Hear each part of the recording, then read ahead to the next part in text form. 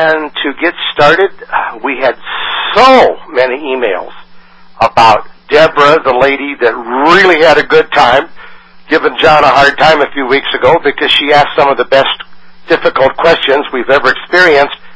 Well, according to Deborah, she's not worn out yet, and she has a few more tonight.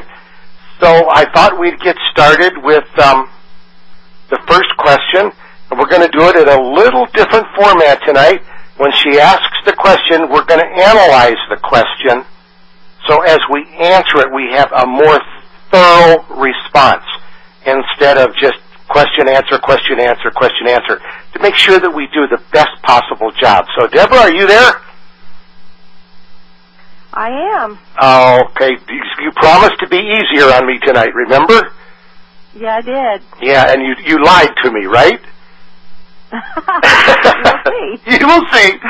Okay, bless you. What's your first question tonight, Deborah?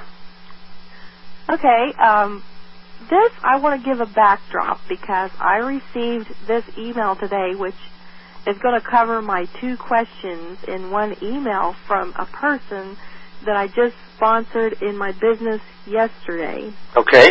Now, this person is a friend, and we have been co-workers together, and that's how we got to be friends. And she is very aware of the health benefits that my husband received from the juice that we have in one of my companies. And from time to time, you know, I have kind of mentioned, you know, you ought to try this. You guys ought to, you know, at least give it a try. So lately, here about 2 weeks ago, I ran into her, and her son has autism. And I told her, you know, I have read so many things on what testimonials people have written with this product with their children with autism. Why don't you take a bottle of this juice and use it with your son for a week and let me get back with you and see what kind of results you get? Because, you know, I'm kind of curious too. So she agreed to that. So then I followed up with her, and that was yesterday whenever I followed up with her. And she told me, well, the day before she had seen me where I work, and she said, I'm going to have to get some of that juice because we're almost out. I said, okay. So I was off the next day, which was yesterday. And I went in to see her where she works. And she was kind of in between customers and stuff, so we got to chat some, and she said she wanted to get started, and she wanted to get started as a customer. So right there, I flipped open the cell phone, and we got her signed up with her, you know, membership fee, and she's going to place an order. So today, I get this email. Now, her boss was in the background listening. So the scenario number one question that I want to address is the non-supportive spouse, the non-supportive son-in-law, the non-supportive gatekeeper-type personality that everybody deals with somewhere. Okay? So here is the part of her email. Hi, Deborah. Just a question. Do I have to get auto-ship? And do I have to place a minimum order every month? Can I just buy a bottle once a week, primarily for my son right now? Not so much interested in selling at this point. If someone, of course, wants to purchase, I will be glad to get them signed up. I was doing some research on this product, and there is so many others out there on the web. Matter of fact, my boss Googled it yesterday, which had to have been after I left, and he found it for $16.99 and up. I explained to him it probably wasn't as natural or effective. Anyhow, whatever is in the Lord's will for me, it will be done. Thanks so much. That's the end of the first section. Okay. So the question is what? The auto ship, the cost. What is the question? Yeah. Her basic point is her belief was destroyed. For non-support. Well, yeah, because her boss Googled it, and he's already taken the seed that I planted away and the seed that she knows how it helped her son, because she told me that in 1 week's time and she didn't even tell anyone what she was doing. Her son's attention span was improved, his focus was improved, his attitude was improved, and the nurses at school asked, what are you doing different? And whenever she told them what she was using, I told her, if you're going to be telling people about this company, you need to sign up and be paid for it. So that's when she agreed to do that. But she did want to use the product. Okay, all right. So because somebody else told her that they saw what she was doing, they saw it differently. Someone's got a lot of chatting in the background. Could you mute yourself out? Push *6. Those of you who aren't talking, would you push *6, please? So the first question I would ask this lady friend of yours is, you like the product, why would you let your boss or son-in-law or spouse question the benefits that the child is receiving? Well, I'm gathering between the lines that it says he found it for $16.99 and up, so he's concerned about what she's paying. And then she says, I explained to him, which means she's been put on the defense.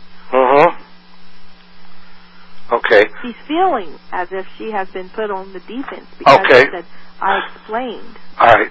Well, we both know you can't buy that product for $16.99, so the point is, what kind of a substitute is he looking at? And the next question would be, Deborah, does your spouse know the difference of the ingredients in the products just because it has a similar name? Does he understand what these different ingredients do? Has he compared the ingredients?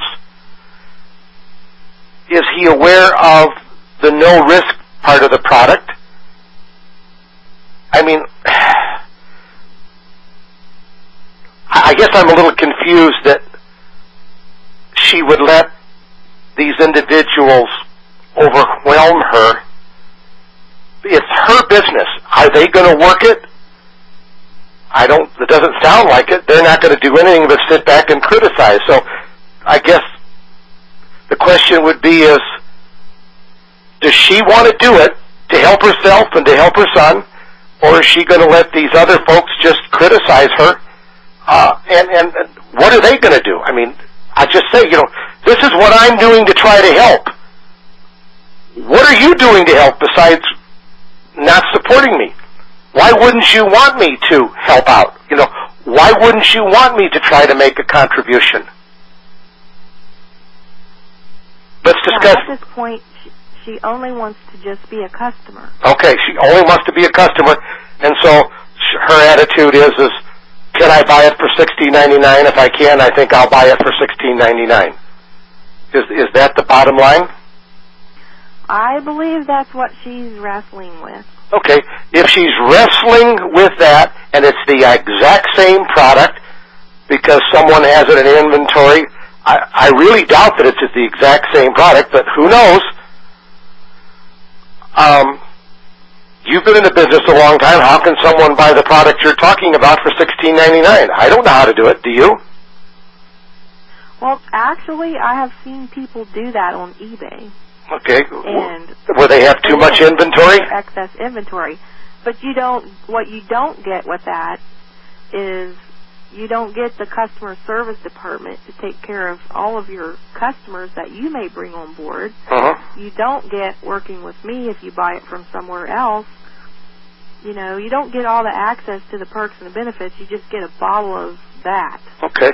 So then the issue is whatever her name is that if this is only about a product for your son, then you've got to do what's best for you. If you're wanting to make supplemental income, own your own business, then these are the reasons why you should be doing it. If you don't see the benefits of these reasons, whether she's a coworker or friend or not, I'd say, I'm sorry, I can't help you, because she can't help herself. I know that's probably not the answer you wanted to hear. Well, she sees the benefits because they're undeniable. Okay, well then, if she sees the benefits, then why wouldn't she want to work the business?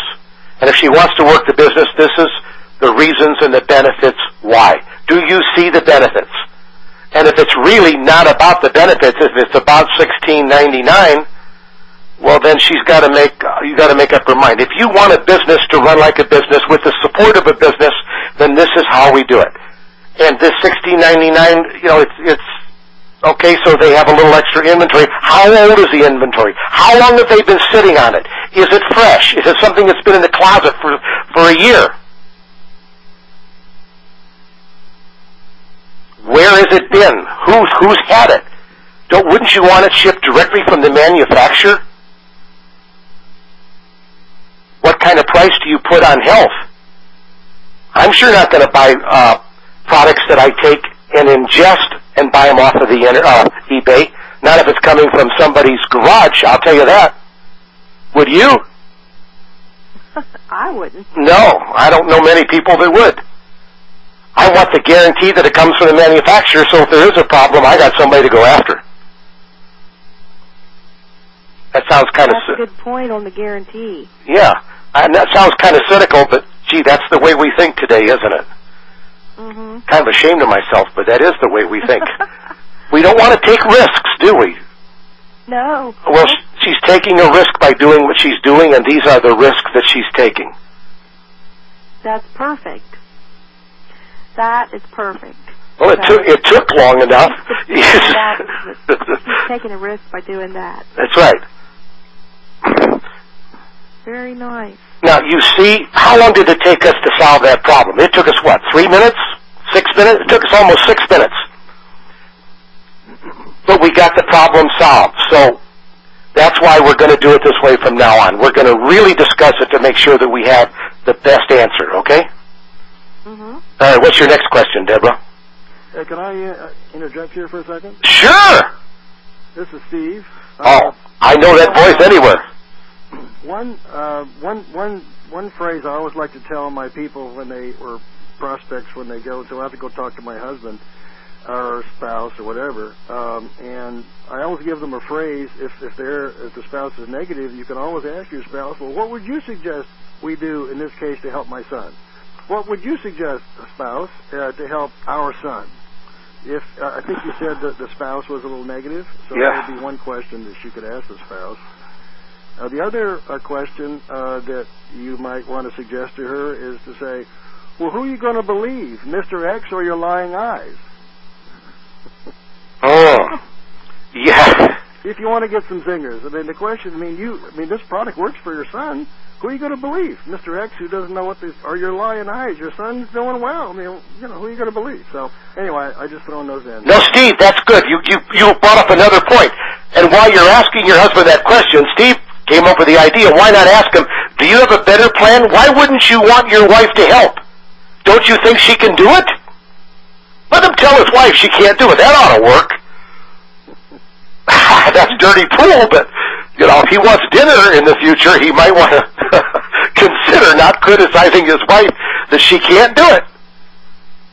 Just a thought.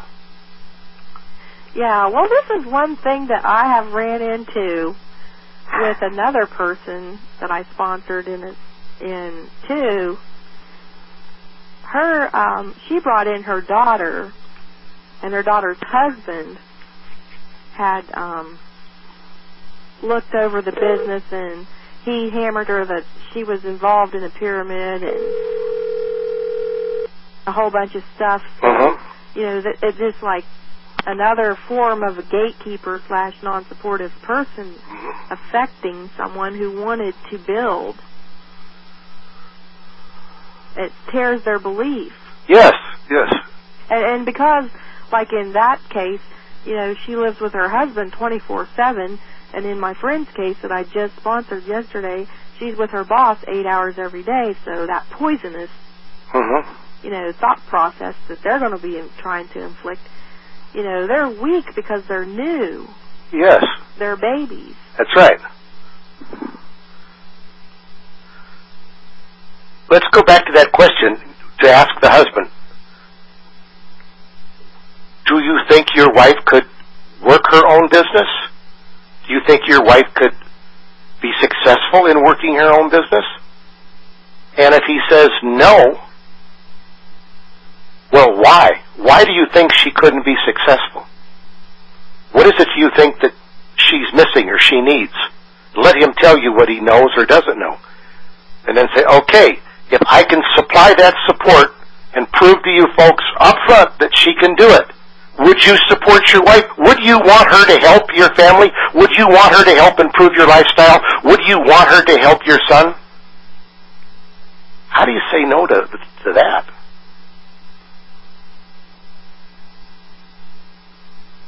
I don't think I would know how. That's right. So, all right. Thanks, Steve. And the second part of her email, yes, was a P.S. And she said she transitioned to a whole other topic. Okay. And she said, so give me a little detail / insight on advertising on the Internet. I don't really want to have a lot of expense with this. I have found in the past that I have more expense than success. My hubby doesn't like the idea of me doing things like this. Not that he tells me no, but he thinks sometimes it may be a waste of time and money. Does that make sense? Anyhow, thanks again. Good to see you yesterday. Stop by anytime. Okay. So she's transitioned now to wanting to know advertising on the Internet, and she didn't specify if it was pay-per-click or Facebook or whatever it was that she was doing, but obviously she had spent money doing it and lost it. Okay. So here's the list of questions you could ask her. 1. It sounds like you've had experience in the past and it's been unsuccessful. And it sounds like you're trying to develop your own plan. What is your plan? What is your thinking? And by the way, what have you tried in the past? What didn't work for you? Do you know why it didn't work? Do you know what was missing? How long did you work the business? How did you work it? What did you do? How long did it take for your first payday? What kind of support did you have? Help her to see you as the answer or the solution, because it's obvious there's something missing there, Deborah. Yeah, she has dabbled with direct sales. Okay. She has dabbled with, like, Pampered Chef. Okay. Those type of deals where you have parties. Right. Home parties. Uh-huh. But it's not a residual income like, Okay, all right. Okay. This company. All right. But, okay. But I would still go into the clarifying. When you say you're wanting to do it on the Internet, could you explain to me what you mean by that? What is your thinking on this? How do you see it? And why do you think this will work for you? What is your objective? If her objective is to think she's going to put something on the Internet and then go to her ATM machine 3 days a week and pick up a few $100 because she's putting it on the Internet, well, maybe you need to have a heart-to-heart with her. Mm-hmm. Because if it was that easy, we'd all be doing it, wouldn't we? Exactly. Okay. So she has unrealistic expectations because she has a lack of understanding.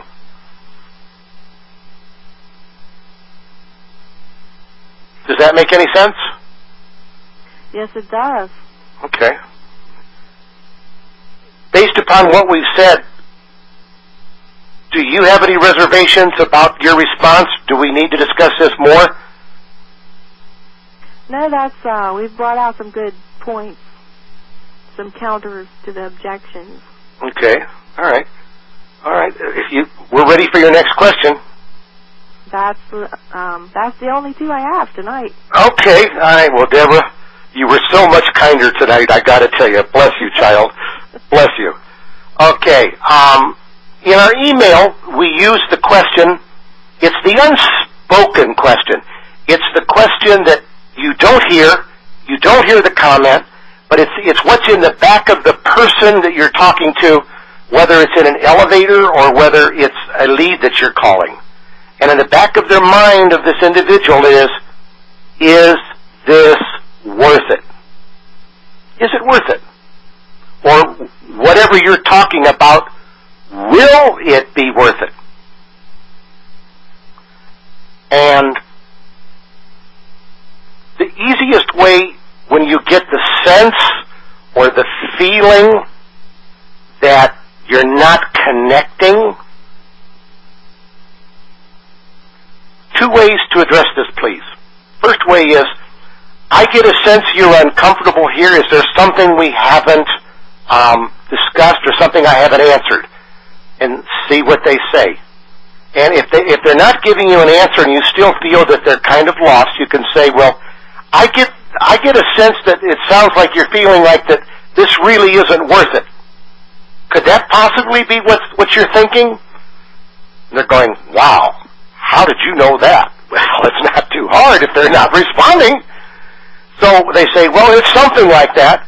And they say, okay, so if you have this sense that you don't know if it's worth it or not, so I'm curious, what would it mean to you for a business to be worth it?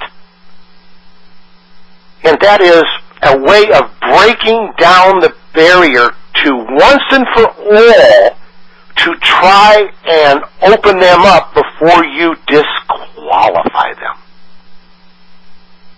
Is this worth it? I get a sense you're uncomfortable. Maybe we haven't answered your questions properly. How do you see it? What are your concerns? Well, I don't know.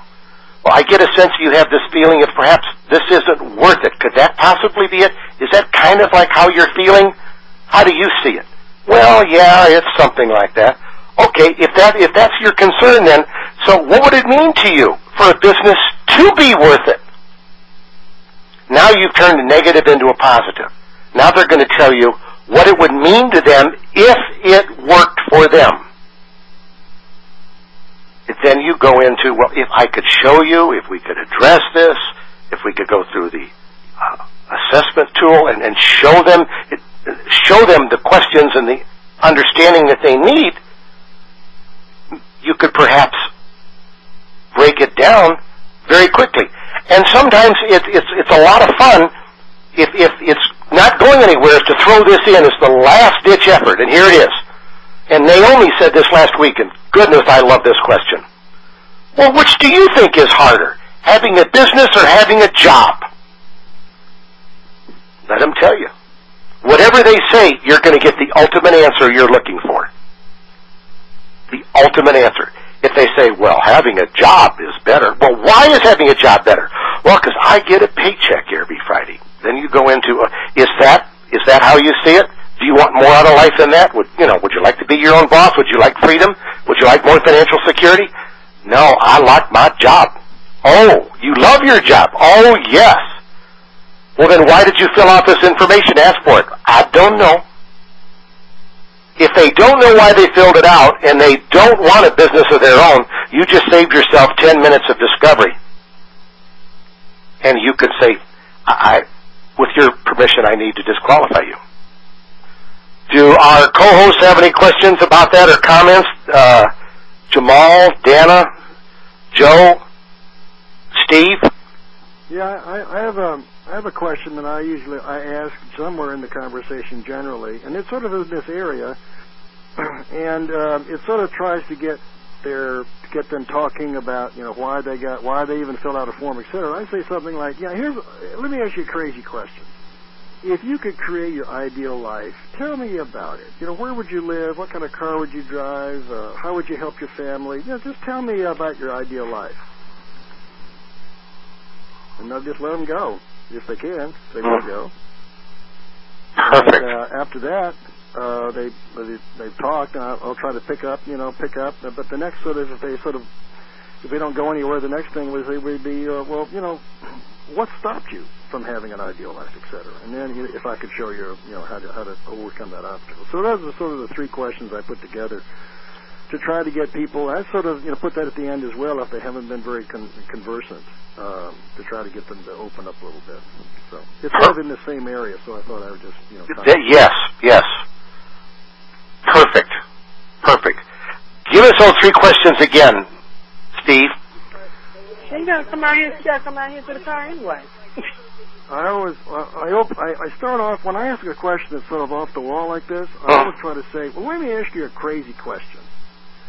And then I say, hey, Bob, if you could create your ideal life, tell me about it. Where would you live? What kind of car would you drive? How would you help your family members? just tell me what your ideal life would be like. What would your day be like? Let them talk and see if what they say. And then once they've try to pick up on and try to expand on that, and the next sort of question I would ask would be, well, what stopped you from having an ideal life? Tell me what obstacles have you had? What's happened? Why haven't you been able to get yourself even in a position to have an ideal life? And they can say that, and then I can say, well, if I could help you, if I could show you, if I could put you in a position so that you'd really have a great chance to have an ideal life, would that be important to you? Would that be important to your family? Like it. Thank you, Steve. Okay. One of the other things we wanted to talk about tonight is when someone says, I just can't get comfortable with the telephone. Oh, I can return a call, I can talk to my friends, but getting comfortable with the phone, I've tried it. Nothing has worked. And how many of you who are experienced at this still have those days when picking up the phone is harder than usual? So let's break this down. If the issue is not wanting to pick up the phone, and that's the issue, then the symptoms of the issue might be finding other things to do. Any distraction will work, so you don't have a reason to call. So the symptoms is when you're looking for other things to do, that you know you should be returning calls, and you're not doing it, that you can recognize the symptoms. I'm coming up with all this busy work to keep from doing what I should be doing, which also makes me feel guilty. So now you're adding guilt to not picking up the phone. You're just making the whole thing worse. So we've identified the issue, and we've identified the symptoms. But what is the real cause of not wanting to pick up the phone? When it comes right down to it, is it rejection? Is it the fear of someone, hanging up on you? Or someone giving you a hard time? Or someone potentially asking you questions that you don't know how to answer? Are those the causes of why you're not picking up the phone? If any of those are close to what the causes are, then we've talked about the issues, the symptoms, and the causes. What would be the solution to rejection? What would be the solution to someone who's mean-spirited? I'm putting that politely. Well, the first one is to reduce rejection significantly is saying, I want to spend a little more time learning how to do discovery, so if I recognize that it's not worth my time to present, then I don't get rejected. And all I've got to do is learn how to do a little better discovery to have the feeling, the intuitiveness to say, yes, this is worth going to presenting. You can really slow down the rejection, practically eliminate it if you'd work at it. And then the other one is that, what was the other one? Someone to help me out? I lost my place. Don't know how to answer. Oh, you don't know how to answer. You don't know how to answer their questions. And that fundamentally comes with posture and knowledge.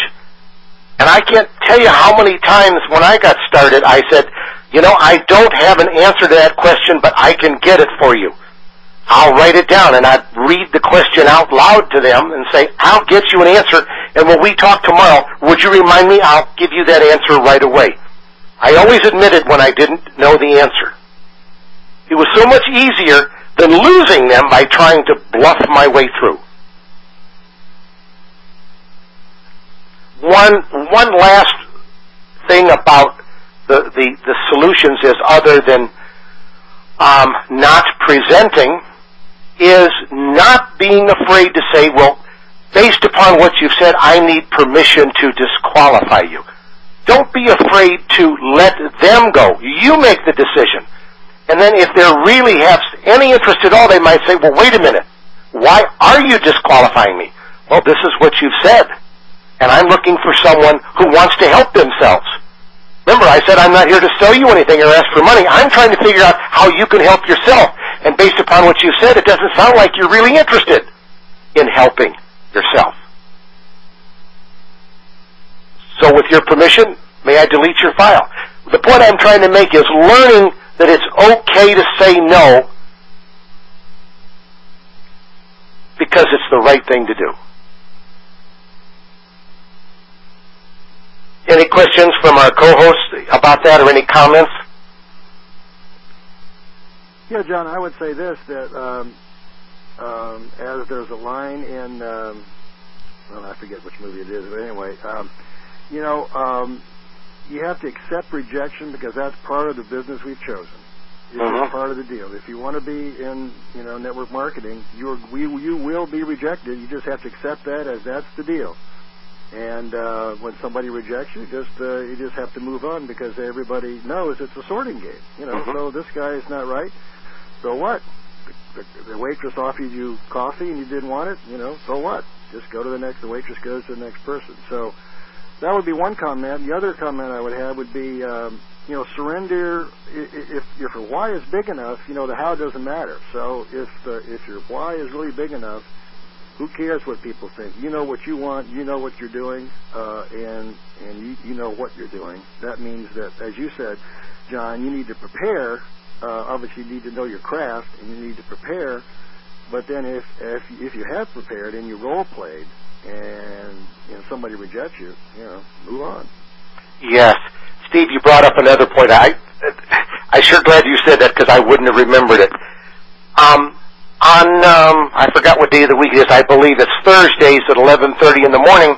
I do a call to the European Union. In other words, Brighton Beach, England, Westchester, London, that area of the world. And it's a very large call. And the folks over in England have a totally different mindset than we do. And it's scary because they're actually working the network marketing business, even though the word network marketing is not a word that they will use. They won't use multi-level marketing.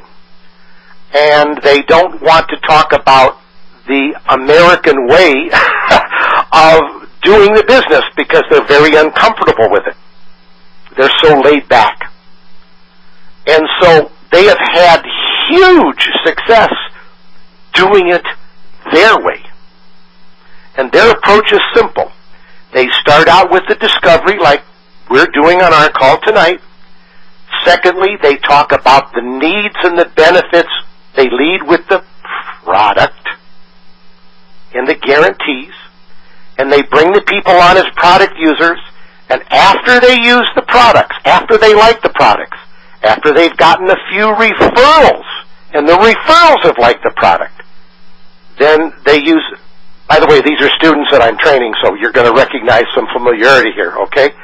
Then they'll use the expression, well, would it surprise you if I told you you're already working the business and you're successful at it? You're getting half of your product paid for already, or you're getting all of your product paid for.